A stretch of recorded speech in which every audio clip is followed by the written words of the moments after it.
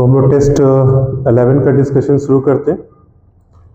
इसमें जो सबसे पहला क्वेश्चन जो दिया गया है, कार्ट टी सेल उपचार के संदर्भ में, यानी कि CAR-T टी सेल उपचार के संदर्भ में निम्नलिखित कथनों पर विचार कीजिए। जो पहला विकल्प दिया गया, यह उपचार इम्यून कोशिका विशेषकर टी कोशिका में सुधार करती है और उसे संभावित कैंसर रक्षक, जिसे CAR-TC कोशिका कहते हैं, से बचाती है। तो यह विकल्प सही है। और दूसरा, टी कोशिका विशिष्ट है जिसका प्रमुख कार्य कोशिका निरोधक है, ये विकल्प भी सही है। और तीसरा विकल्प, यह उपचार कैंसर से लड़ने में सहायक है। तो यहाँ पे तीनों विकल्प सही है, इसलिए जो आंसर हो जाएगा वो डी, यानी कि सभी। क्वेश्चन नंबर 2 पे आते हैं। यूनेस्को रचनात्मक शहरों के तंत्र के संबंधित कथनों पर विचार करें।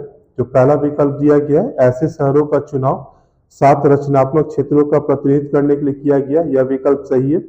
दूसरा, इस तंत्र का गठन 2004 में किया गया था, यह विकल्प भी सही है। और जो तीसरा विकल्प है कि भारत के 10 से अधिक शहर इस तंत्र का भाग है, यह विकल्प गलत है। तो यहाँ पे जो आंसर हो जाएगा वो ए, यानी कि 1 और 2। तीसरा क्वेश्चन, निम्नलिखित कथनों पर विचार करें। विश्व का पहला AI यानी कि आर्टिफिशियल इंटेलिजेंस सुरक्षा सम्मेलन लंदन के नजदीक बर्किंघमशायर में आयोजित किया गया, विकल्प सही है। दूसरा, फ्रंटियर AI को अत्यधिक सक्षम फाउंडेशन जनरेटर AI मॉडल के रूप में परिभाषित किया गया, यह विकल्प भी सही है। और तीसरा है, ब्लेचली घोषणा AI के खतरों को दर्शाती है, तो ये विकल्प भी हमारा सही है, यानी कि जो आंसर हो जाएगा डी, सभी। चौथा क्वेश्चन, भारत की घरेलू कंपनियों के पास विभिन्न विकल्प है जिससे वे विदेशी मुद्रा बाजार में सूचित हो सकती हैं, और इनमें से कौन कौन से वे विकल्प हैं।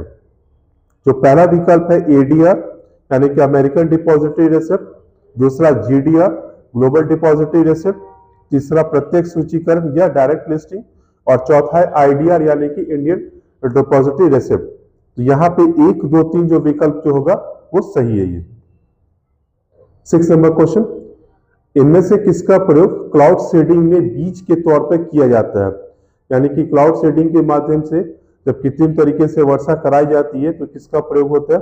सिल्वर आयोडाइड, पोटेशियम आयोडाइड, तीसरा सोडियम आयोडाइड। यहाँ पे जो विकल्प होगा सिल्वर आयोडाइड और दूसरा पोटेशियम आयोडाइड, यानी कि 1 और 2। 7वां क्वेश्चन, नारगोनो काराबाख कौन से 2 देशों के बीच में विवादित क्षेत्र है। तो जो यहाँ पे आंसर होगा आर्मेनिया, अजरबैजान।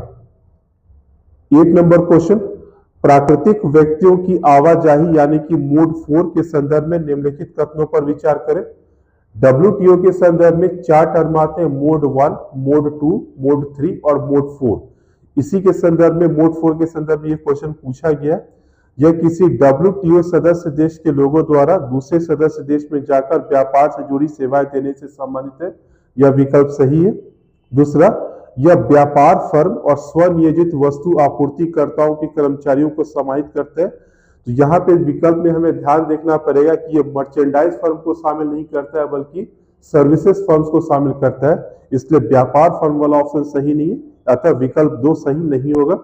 तीसरा, यह ऐसे कर्मचारियों से संबंधित है जो किसी कंपनी में अन्य देशों में स्थायी तौर पर कार्य करते हैं, यह विकल्प सही है, इसलिए इसका जो आंसर हो जाएगा वो 1 और 3।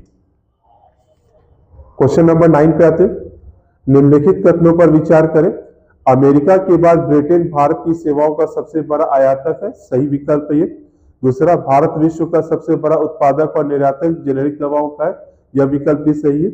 और तीसरा, भारत विश्व का सबसे बड़ा पाम तेल आयातक है, यह विकल्प भी सही है, इसलिए जो आंसर हो जाएगा वह डी, यानी कि सभी। क्वेश्चन नंबर 10, स्वर्ण विनिमय व्यापार कोष यानी कि गोल्ड एक्सचेंज ट्रेड फंड से संबंधित कथनों पर विचार करें। जो पहला विकल्प दिया गया है, यह ऐसा कोष है जिसका व्यापार स्टॉक एक्सचेंज में होता है, यह सही विकल्प है। दूसरा, ये सक्रिय निवेश तंत्र है जो कि स्वर्ण कीमतों पर आधारित है, ये सक्रिय नहीं है बल्कि निष्क्रिय यानी कि पैसिव इंस्ट्रूमेंट के तौर पर आएंगे। और तीसरा है, एक स्वर्ण ETF 10 ग्राम स्वर्ण के बराबर होता है, जो कि सही नहीं है, बल्कि एक स्वर्ण ETF 1 ग्राम स्वर्ण के बराबर होता है। तो यहाँ पे जो विकल्प है वो केवल एक सही है, ये यानी कि आंसर हो जाएगा इसका ए। नेक्स्ट जो क्वेश्चन है, सक्रिय और निष्क्रिय कोष से संबंधित कथनों पर विचार करें, यानी कि एक्टिव एंड पैसिव फंड्स। यह कोष व्यावसायिक कोष प्रबंधकों पर निर्भर है जो कि निवेश का प्रबंधन करते हैं, सही है। दूसरा, सक्रिय कोष विभिन्न रणनीतियों और शैलियों को संविभाग का सृजन और प्रबंध करने के लिए अपनाते हैं, ये भी विकल्प सही है। और तीसरा विकल्प है कि एक निष्क्रिय कोष में कोष प्रबंधक के पास स्टॉक चेन में निष्क्रिय भूमिका होती है, जो कि सही नहीं है। इसलिए यहाँ जो आंसर हो जाएगा वो 1 और 2। 12 क्वेश्चन, आयकर अधिनियम 1961 के सेक्शन 17(c)(a) के अनुसार निम्नलिखित में से कौन चुनावी ट्रस्ट को दान दे सकते हैं? यानी कि इलेक्टोरल बॉन्ड के संदर्भ में जब ये क्वेश्चन आया था तो उसी के लिए पूछा गया। भारत का कोई नागरिक, भारत में पंजीकृत कंपनी, भारत की अविभाजित हिंदू परिवार, और फोर्थ है विदेशी फर्म। तो यहाँ पे विदेशी फर्म जो ऑप्शन होगा वो सही नहीं है, इसलिए जो आंसर हो जाएगा 1, 2 और 3। इसलिए क्वेश्चन नंबर 12 का जो आंसर होगा वो बी। 14 क्वेश्चन, किस देश में जनमत संग्रह इस विषय पर हुआ है कि देश के स्वदेशी लोगों को कानून बनाने में भागीदारी दी जाए? तो यहाँ पे विकल्प दिए गए अमेरिका, ऑस्ट्रेलिया, भारत और फिजी। तो जो आंसर होगा वो हमारा ऑस्ट्रेलिया। नेक्स्ट क्वेश्चन 16, यूरोप में पारंपरिक सशस्त्र बलों की संधि से संबंधित निम्नलिखित कथनों पर विचार करें। नाटो के सभी 31 सहयोगी संधि के सदस्य हैं, जो कि पूरी तरह से सही नहीं है। इसे नवंबर 1990 में हस्ताक्षरित किया गया था, यह विकल्प सही है। रूस इस संधि का नया सदस्य बना है, जबकि रूस इस संधि से अलग हो चुका है। तो यहाँ पे जो आंसर होगा वो केवल 2। 17 question, zero coupon, zero principal instrument शब्दावली का प्रयोग किसके संदर्भ में किया जाता है?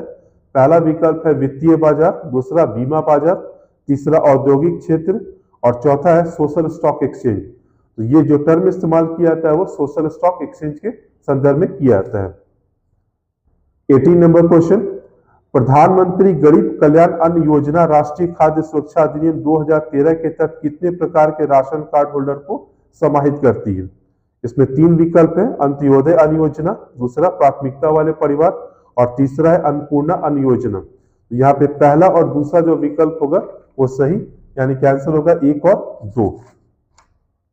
20 क्वेश्चन, भारत की ऊर्जा संरक्षण भवन संहिता 2017 के संदर्भ में निम्नलिखित कथनों पर विचार कीजिए। नंबर 1, इसे सबसे पहले 2007 में जारी किया गया था, सही है। दूसरा, भारत के सभी राज्यों ने इसे लागू करने के लिए अधिसूचना जारी कर दी है, यह विकल्प सही नहीं है।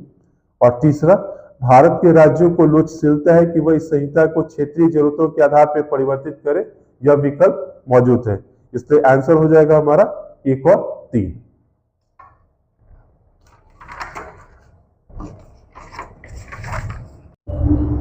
क्वेश्चन देखते हैं। हाल में ही निवेशक जोखिम कमी पहुंच मंच चर्चा में था, इसका संबंध किससे है? तो यहां पे जो आंसर हो जाएगा वो हमारा सेबी। 25 क्वेश्चन, इनमें से किसे आधुनिक समय का मसाला मार्ग यानी कि स्पाइस रूट कहा जा रहा है? तो जो विकल्प दिया गया है, भारत मध्य पूर्व आर्थिक कॉरिडोर, दूसरा भारत दक्षिण पूर्व एशियाई आर्थिक कॉरिडोर, तीसरा है भारत मध्य एशिया आर्थिक कॉरिडोर और चौथा है भारत दक्षिण पूर्व यूरोपीय आर्थिक कॉरिडोर। तो यहाँ पे जो भारत मध्य पूर्व यूरोपीय आर्थिक कॉरिडोर जो होगा वो इसका आंसर हो जाएगा ये। 26, निम्नलिखित में से कौन से भारत के प्रॉक्सी एडवाइजर फर्म के तौर पे काम करती है? यहाँ पे क्वेश्चन पूछा गया प्रॉक्सी एडवाइजर फर्म, और जो वर्ड दिया गया है IEAS, इनगवर्न, क्रिसिल और SES। क्रिसिल जो वर्ड है वो सोवरेन रेटिंग के लिए जारी की जाती है, यानी कि इस फर्म के लिए वो प्रॉक्सी एडवाइजर फर्म की तरफ पे काम नहीं करते। तो जो आंसर हो जाएगा हमारा वो 1, 2 और 4 यानी कि डी। क्वेश्चन नंबर 27, नियंत्रक एवं महालेखा परीक्षक के संदर्भ में निम्नलिखित कथनों पर विचार करें। यह संयुक्त राष्ट्र अंकेक्षण बोर्ड का सदस्य है, यह विकल्प सही है। दूसरा, यह विधायिका और कार्यपालिका के बीच शक्ति पृथक्करण को बनाए रखता है, यह विकल्प भी सही है। और तीसरा, यह अर्ध न्यायिक यानी कि क्वासी जुडिशियल बॉडी है, यह विकल्प भी सही है। इसलिए जो आंसर हो जाएगा वो डी यानी कि सभी। 28 क्वेश्चन, ध्रुवीय ज्योति की घटना कब घटती है? और से विकल्प दिए गए वर्ष भर, ध्रुवों के नजदीक, बरसाती मौसम के दौरान और चौथा विकल्प है जब पृथ्वी सूर्य के नजदीक होती है। तो जो आंसर हो जाएगा वो हमारा ध्रुवों के नजदीक। 29 क्वेश्चन करंट अफेयर्स पे, हाल में ही किस केंद्रीय योजना ने 10वीं वर्षगांठ पूरी की है? और जो विकल्प दिए गए हैं, जनधन योजना, अंत्योदय योजना, वंदे मातरम, गरीब कल्याण योजना, यानी कि यहाँ पे जो आंसर हो जाएगा वो जनधन योजना। 30 क्वेश्चन, जीपीएस ट्रैकर के संदर्भ में निम्नलिखित कथनों पर विचार करें। पहला विकल्प है, यह एक छोटा पहनने योग्य यंत्र है जो कि धारक के आवागमन का अनुश्रवण यानी कि मॉनिटरिंग करते हैं। दूसरा, यह कई देशों में जमानत की पूर्व शर्त है, यानी कि कई देशों की विधिक प्रणाली में यह उपाय दिया जाता है कि जिसे जमानत दी जानी है उसे जीपीएस ट्रैकर लगाया जाएगा ताकि उसके मूवमेंट पे नजर रखी सके, इसलिए यह विकल्प भी सही है। और तीसरा विकल्प है, भारतीय कानून आरोपित व्यक्ति पर इसके प्रयोग को प्रतिबंधित करता है, तो यहाँ पर यह विकल्प भी हमारा सही है, इसलिए जो आंसर हो जाएगा वो सभी। 33 क्वेश्चन पॉलिटी से, वर्तमान स्थिति तक कितने राजभाषा आयोग का गठन किया गया है? तो संविधान में प्रावधान ये था कि हर एक 10 वर्ष पर एक राजभाषा आयोग का गठन किया जाएगा, परंतु वर्तमान स्थिति यह है कि सिर्फ एक बार राजभाषा आयोग का गठन किया गया, इसलिए जो आंसर हो जाएगा वो 1। 36 क्वेश्चन, लोकसभा में प्रश्नकाल के संदर्भ में निम्नलिखित कथनों पर विचार करें। एक सदस्य को किसी भी दिन मौखिक और लिखित उत्तरों के लिए 5 प्रश्नों से अधिक सूचनाएं देने की अनुमति नहीं होगी, यह विकल्प सही है। दूसरा, सदस्य अपने प्रश्नों की सूचनाएं केवल छपे फॉर्म पे ही दे सकते हैं, यह विकल्प भी सही है। और तीसरा, सदस्यों को किसी भी विषय पर प्रश्न पूछने की आजादी रहती है, यह विकल्प सही नहीं है, इसलिए जो आंसर हो जाएगा वो 1 और 2।